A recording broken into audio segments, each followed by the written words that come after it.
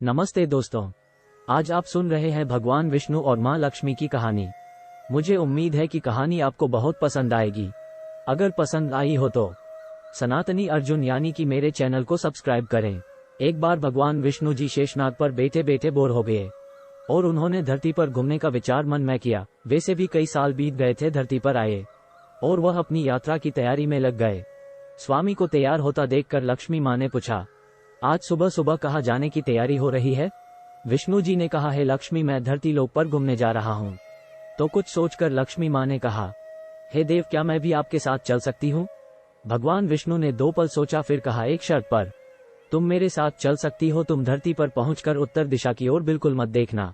इसके साथ ही माता लक्ष्मी ने हाँ कह के अपनी मनवा ली और सुबह सुबह माँ लक्ष्मी और भगवान विष्णु धरती पर पहुंच गए।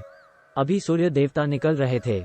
रात बरसात होकर हटी थी। चारों ओर हरियाली ही हरियाली थी। उस समय चारों ओर बहुत शांति थी और धरती बहुत ही सुंदर दिख रही थी और माँ लक्ष्मी मंत्रमुग्ध होकर धरती को देख रही थी और भूल गई कि पति को क्या वचन देकर आई है और चारों ओर देखती हुई कब उत्तर दिशा की ओर देखने लगी पता ही नहीं चला। उत्तर दिशा में माँ लक्ष्मी को एक बहुत ही सुंदर बगीचा नजर आया और उस तरफ से भीनी भीनी खुशबू आ रही थी और बहुत ही सुंदर सुंदर फूल खिले थे। ये एक फूलों का खेत था और माँ लक्ष्मी बिना सोचे समझे उस खेत में गई और एक सुंदर सा फूल तोड़ लाई।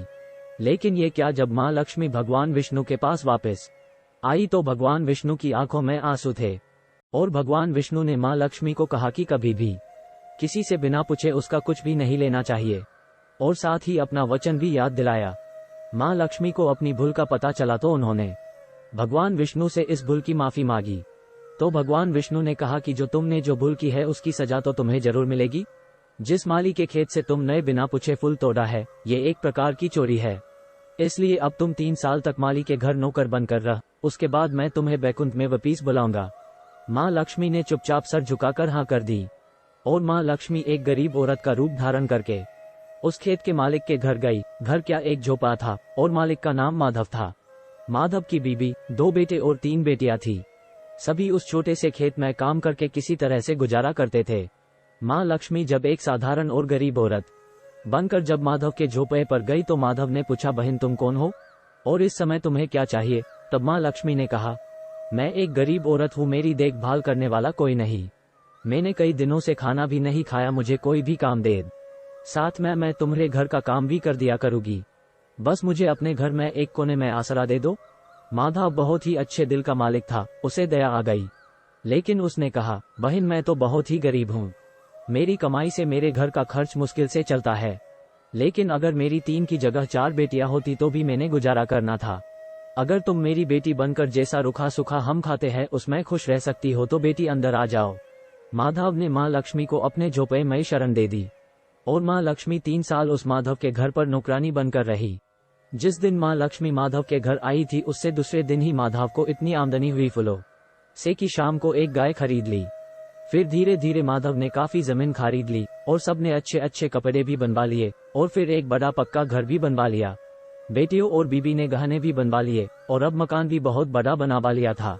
माधव हमेशा सोचता था कि मुझे ये सब इस महिला के आने के बाद मिला है। इस बेटी के रूप में मेरी किस्मत आ गई है मेरी। और अब 2-5 साल बीत गए थे लेकिन माँ लक्ष्मी अब भी घर में और खेत में काम करती थी। एक दिन माधव जब अपने खेतों से काम खत्म करके घर आया तो उस ने अपने घर के सामने द्वार पर एक देवी स्वरूप गहनों से लदी एक औरत को देखा। ध्यान से देखकर पहचान गया, अरे ये तो मेरी मुहम बोली चौथी बेटी यानी वही औरत है। और पहचान गया कि ये तो माँ लक्ष्मी है। अब तक माधव का पूरा परिवार बाहर आ गया था और सब हैरान होकर माँ लक्ष्मी को देख रहे थे। माधव बोला, है माँ हमें माफ कर, हमने तेरे से अनजाने में ही घर और खेत में काम करवाया है माँ, ये कैसा अपराध हो गया है माँ, हम सबको माफ कर दे। अब माँ लक्ष्मी मुस्कुराई और बोली, है माधव तुम बहुत ही अच्छे और दयालु व्यक्ति हो। तुमने मुझे अपनी बेटी की तरह से रखा, अपने परिवार के सदस्य की तरह से।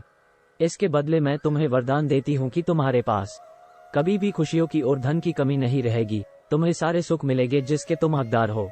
और फिर माँ अपने स्वामी के द्वारा भेजे रथ में बैठकर वैकुंठ चली गई।